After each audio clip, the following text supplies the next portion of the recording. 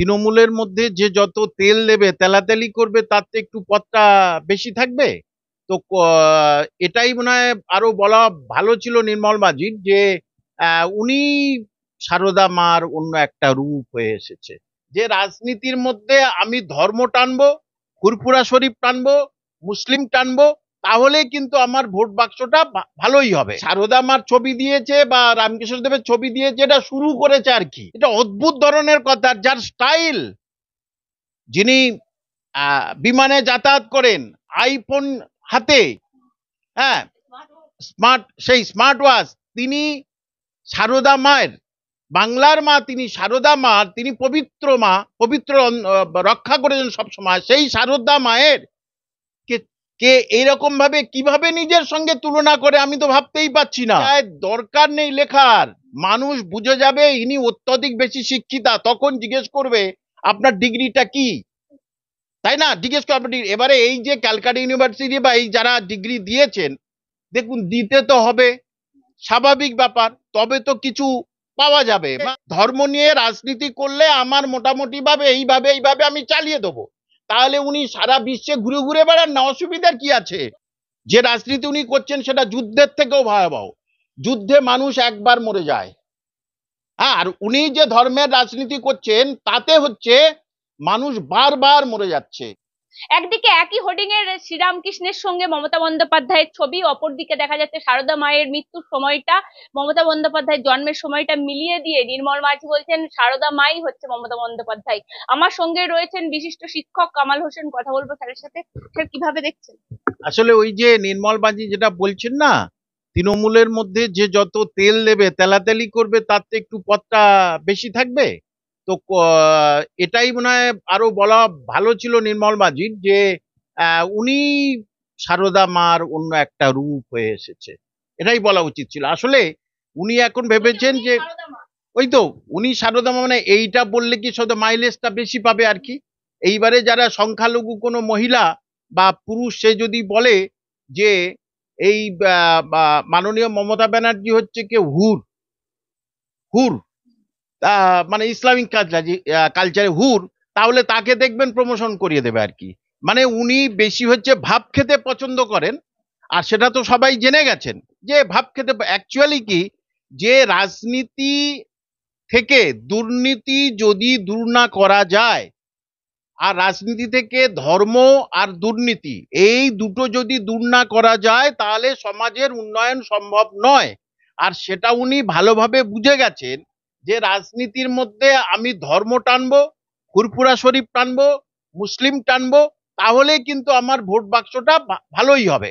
এবং এটা খুবই, একজন বাঙালি হিসাবে এটা ভীষণ লজ্জার কথা, যে সারদা মায়ের সঙ্গে কে কাকে তুলনা করছেন, সারদা মায়ের সঙ্গে কে কাকে তুলনা করছেন, এটা অদ্ভুত ধরনের কথা। যার স্টাইল, যিনি বিমানে যাতায়াত করেন, আইফোন হাতে, হ্যাঁ, সেই স্মার্ট ওয়াচ, তিনি সারদা মায়ের, বাংলার মা, তিনি সারদা মা, তিনি পবিত্র মা, পবিত্র রক্ষা করেছেন সবসময়। সেই সারদা মায়ের কে কে এইরকম ভাবে কিভাবে নিজের সঙ্গে তুলনা করে, আমি তো ভাবতেই পাচ্ছি না। এটা একেবারে পশ্চিমবঙ্গ, আসলে যত দিন যাচ্ছে না, পশ্চিমবঙ্গবাসী বুঝতে পারছে যে উনি সবার উপরে উঠতে চান, মানে পশ্চিমবঙ্গের মেকার, পশ্চিমবঙ্গের ভগবান উনি, নাউজুবিল্লাহ, ভগবান উনি, পশ্চিমবঙ্গের সরমায় কর্ত্রী উনি। সেটা কিছু শ্রেণীর কাছে থাকবে, যারা হচ্ছে কি ওনার তেল মারতে বেশি পছন্দ করে না, তাদের কাছে। এই তেল মারলে যদি আবার পদটা পেয়ে যায়, নির্মল মাঝিকে বলছি, তেল মারলে যদি পদটা পেয়ে যায়, আবার যদি টিকিটটা পেয়ে যায়, এখন এই জন্য কে কত তেল মারতে পারে, সেই জন্যই ওনাকে দেবী, দেবী কোন দিন দেখবেন কে ওকে দেবী দুর্গার সঙ্গে তুলনা করেছেন, কোন দিন দেখবেন হুজুরি আলা, ওই তো কোন দিন বলবে যে ফতেমা রাদিয়াল্লাহু তাআলা আনহার সঙ্গে তুলনা করবেন, কোন দিন দেখবেন মুসলিম যারা আমাদের মহিলা সাহাবী ছিলেন, যারা জীবন দান করেছে ধর্ম স্থাপনের জন্য, মানুষের সেবার জন্য, সেই দিন তখনই উনি বলবেন, মুসলিম তারা বলতে শুরু করে দেবেন যে শুধু হিন্দুরা বললে তাহলে তো আমরা কাছে যাব কি করে, ওই জন্য ববি হাকিম শুরু করে দিয়েছে।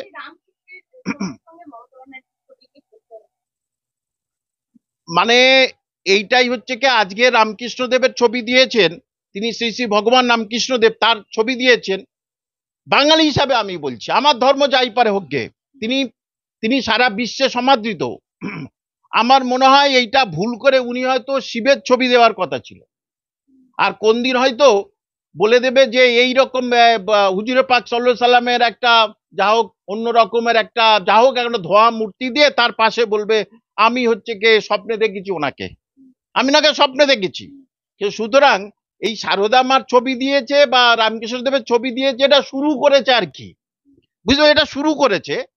আর এর কারণ কি, যে এইটা ওনার সবসময়ের জন্য জিনিস এটাই যে আমি ধর্ম আর রাজনীতিটা যদি করি তাহলে হচ্ছে দুর্নীতি থেকে আমি সরে আসব। আসলে এটা কি বলুন তো, যে এই যে শিক্ষা, স্বাস্থ্য এবং বাঙালির শিক্ষিত বাঙালিদের সর্বনাশ, আর মমতা ব্যানার্জির তাস খেলার পৌষ মাস। মমতা বন্দ্যোপাধ্যায় বলছেন আমি সাধারণের মধ্যে থাকতে চাই, সেজন্য আমি ডক্টরেট ডিলিট ব্যবহার করিনি। যদিও কলকাতা বিশ্ববিদ্যালয়ের সেন্ট জেভিয়ার্স আমাকে সাম্মানিক এইগুলো দিয়েছেন।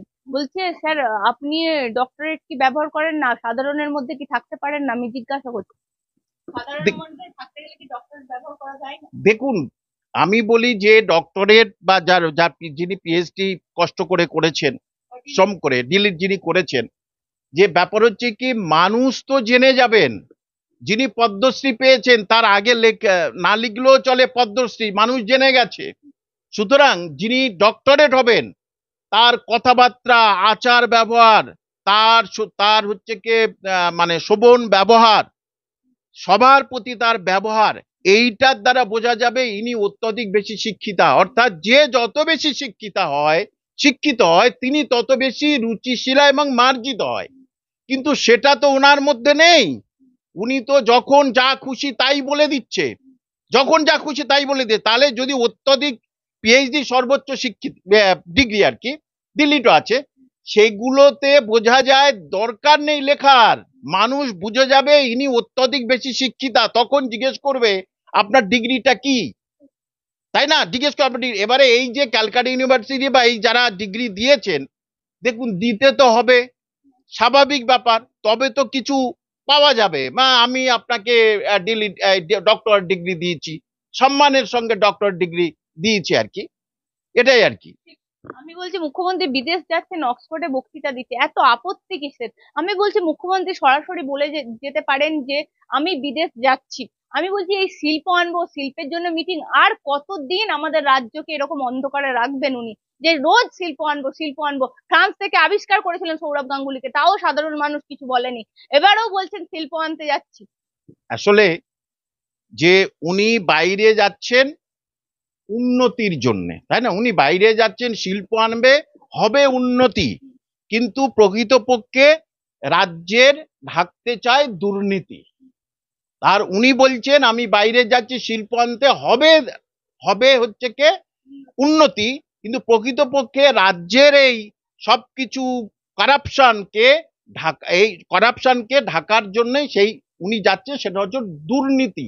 সেই দুর্নীতি ঢাকার জন্য উনি ওখানে উন্নতি করতে যাচ্ছেন, এটি হচ্ছে ব্যাপার। এবারে একটি কথা আপনাকে আমার, যে আমাকে ধরুন দক্ষিণ চব্বিশ পরগনার ডায়মন্ড হারবার কলেজ আমাকে ডায়মন্ড হারবার থেকে ছেড়ে দিয়ে আরো কাকদ্বীপের একটা কলেজ আমাকে ইনভাইট করেছে যে আপনি একটু কম্পিটিটিভ এক্সামের উপরে এখানে লেকচার দেবেন। সে কি তার সঙ্গে সেটা অর্গানাইজ করবে কে, পয়সা কুড়ি দেবে কে? সেখানে ধরুন যে সবচেয়ে বেশি 2 নম্বরই ভাবে পয়সা ইনকাম করেছে আর কি, বা মদের ব্যবসা ইত্যাদি ভাবে 2 নম্বরই পয়সা ইনকাম করেছে, সে নিমন্ত্রণ করেছে। তা আমি কি বলবো ক্যালকাটা ইউনিভার্সিটি আমাকে নিমন্ত্রণ করেছে? এটাই তো সবচেয়ে বেশি হাস্যস্কর। এবং তৃণমূলের যারা বলছেন যে ইউনিভার্সিটি ডাইরেক্ট তাকে চিঠি দেয়নি, যে আমি যদি বলি যে আমি আমি ক্যালকাটা ইউনিভার্সিটি থেকে ইংলিশ অনার্স করেছি, মারাত্মক ভুল। ক্যালকাটা ইউনিভার্সিটি ইংলিশ অনার্সের আলাদা একটা ক্যাম্পাস আছে, আবার দেখা যায় দক্ষিণ চব্বিশ পরগনা, উত্তর চব্বিশ সব জায়গায় একটা কলেজ আছে, সেখান থেকে ইংলিশ অনার্স করা। তাহলে আমি কি বলবো আমি ক্যালকাটা ইউনিভার্সিটি থেকে ইংলিশ অনার্স করেছি, না আমি এই কলেজ থেকে ইংলিশ অনার্স করেছি? অর্থাৎ ওই একটা আমাকে বলছেন আমি অক্সফোর্ডে যাচ্ছি, এত কুৎসা করার কি আছে? আপনারা ফেক ইমেল করছেন। কার্যত আমি আপনাদের জন্য কাজ করেছি, আমার লড়াইটা কম নয়, আমার লড়াইটা অনেক। কেন আপনারা এইসব আমার সম্বন্ধে কুৎসা আচ্ছা, করছেন? আসলে উনি যাচ্ছেন যার নিমন্ত্রণে, যার নিমন্ত্রণে যাচ্ছেন আর কি, সেটা তার হচ্ছে কে একটা মদের সেটা হচ্ছে কে বিয়ারের সেটা হচ্ছে কোবরা। এই এই উনি যাচ্ছেন কার কাছে? ওই কোবরার ইনভাইটে। আসলে এই কোবরার ইনভাইটে যাচ্ছেন মানে উনি এখানে এসে দেখবেন ওনার কিছু লোকজন আর কি, পার্টির ছোট বড় কিছু লোকজন, তারা ওই ওই কি বলে বখরা পাওয়ার জন্য ওই কোবরার কাছে যাচ্ছে, কিছু যদি বখরা হয় আর কি, সেই জন্য ওই কোবরার কাছে যাচ্ছে। এবং একটি কথা একটি কথা যে ওখানে ওটা যাচ্ছেন উনি যে সামাজিক উন্নয়ন, তাই তো? ওখানে লেকচারের ভাষা সামাজিক উন্নয়ন। আচ্ছা, ওনাকে যদি আমি প্রশ্ন করি যে পশ্চিমবঙ্গে সামাজিক উন্নয়ন কি করেছেন, সামাজিক উন্নয়ন সেটাই হয়, সমাজের সর্বশ্রেণীর উন্নয়ন হবে।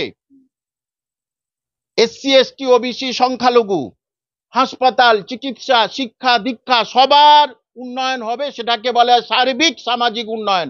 তার উপরে লেকচার দিতে যাচ্ছেন, আর শিক্ষা ব্যবস্থাটাকে পুরোটা তো শেষ করে দিয়েছে, পুরোটাই শেষে। সুতরাং ওখানে যে কথাগুলো উনি বলছেন বিবেকহীন কথা। উনি ওখানে বলবেন কি করে সামাজিক উন্নয়ন করেছি পশ্চিমবঙ্গের? পুরো একেবারে বিবেকহীন কথা বলছেন। আমাকে বিভিন্ন দেশ থেকে আমন্ত্রণ করে, আমরা যাই না, সময় পাই না। তো সেটা সময় মানে সারা বিশ্ব উনি ঘুরে ঘুরে বেড়ান না, কি আছে? রাজ্য তো ভালোই চলছে, উনি তো বলছেন ওনার রাজ্য সব পুরস্কার পাচ্ছে, রাজ্যে ভালো চলছে, চাকরি বাকরিতে কারো দিতে হচ্ছে না, চাকরি বাড়ি কারো দিতে হচ্ছে না, যেখানে যা আছে ওনার আশেপাশে যারা আছেন তারা তো চালিয়ে দেবে। তা সুতরাং উনি তো বুঝে গেছেন যে ধর্ম নিয়ে রাজনীতি করলে আমার মোটামুটি ভাবে এইভাবে আমি চালিয়ে দেবো। তাহলে উনি সারা বিশ্বে ঘুরে ঘুরে বেড়ান না, অসুবিধার কি আছে? বলছে আমি দাঙ্গাবাজদের জন্য, গণশত্রুদের জন্য যেতে পারিনি, বছরে একবার মানে 2 বছরে একবার বিদেশ যাত্রা করি।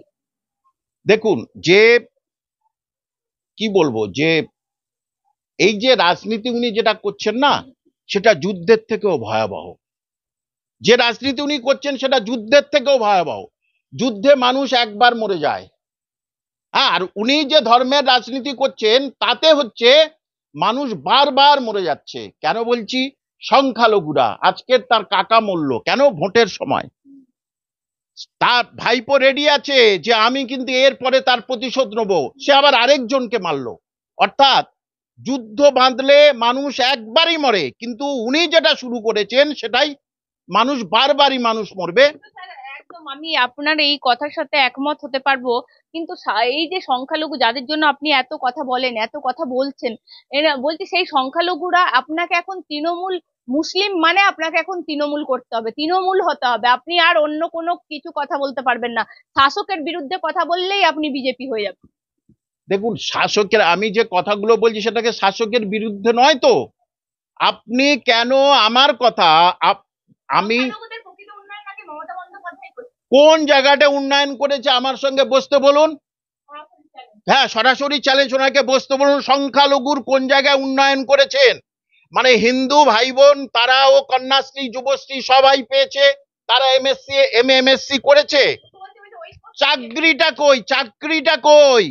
তাদের চাকরিটা কই? শেষ উন্নয়ন হচ্ছে চাকরি। ওই 500 1000 টাকায় ধানে কি আর চলবে?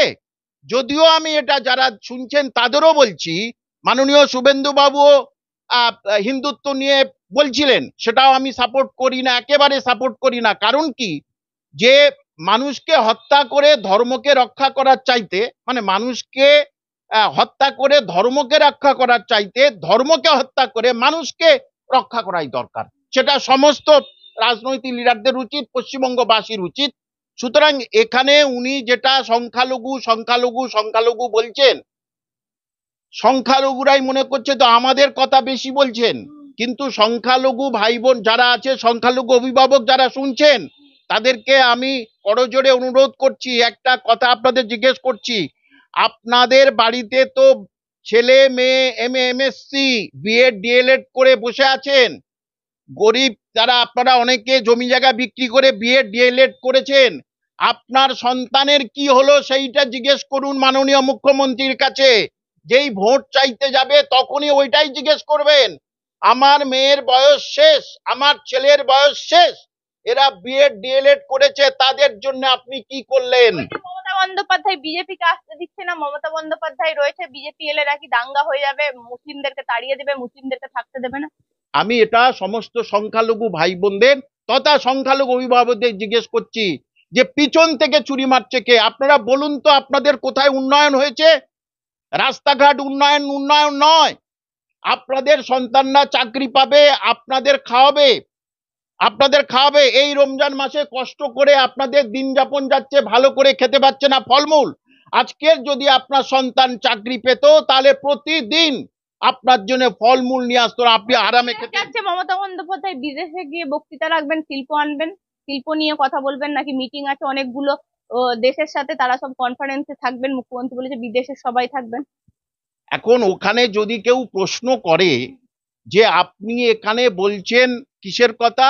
উন্নতি, কিন্তু পশ্চিমবঙ্গে তো দুর্নীতি, তাহলে এইটা বললেই তখন উনি কি বলেন আমি শুধু জিজ্ঞেস করব। কোনো সাংবাদিক যদি ও জিজ্ঞেস করেন যে আপনি এখানে এসেছেন কিসের জন্য? উন্নতি, হ্যাঁ তাই না? কিন্তু পশ্চিমবঙ্গে তো রন্ধে রন্ধে দুর্নীতি হয়েছে। হাসপাতালে টাকা দিতে যান, এই আমার পাশে মেডিকেল, সেখানে যান, গরিব লোক যান, দালাল লেগে আছে আর বলে দালাল তুলে দিয়েছি, দালাল তুলে। তাহলে শিক্ষা তো পচে গেছে, শেষ হয়ে গেছে, শিক্ষাটাকে একদম পচিয়ে দিয়েছে। অ্যাকচুয়ালি কি জানেন তো, মানে সেই ফল মানুষ খায় যে ফল টাটকা থাকে, আর যে ফল পচে যায় সেই ফল আর মানুষ খেতে পারে না, কিন্তু সেটা ফলই থাকে। ঠিক শিক্ষিত ছেলে মেয়েদের, তারা উচ্চ শিক্ষিতা হয়েছে, কিন্তু তারা নিজেদের জীবনটাকে ব্যবহার করতে পারছে না, তারা সুখে শান্তিতে থাকতে পারছে না। আমাকে ছোট করা মানে বাংলাকে ছোট করা, দেশ মাতৃকাকে ছোট করা। উনি আমাকে ছোট করুন, কিন্তু ঠিক ঠিক ঠিক ঠিক, আমি ওনাকে সম্মান রেখেই বলছি।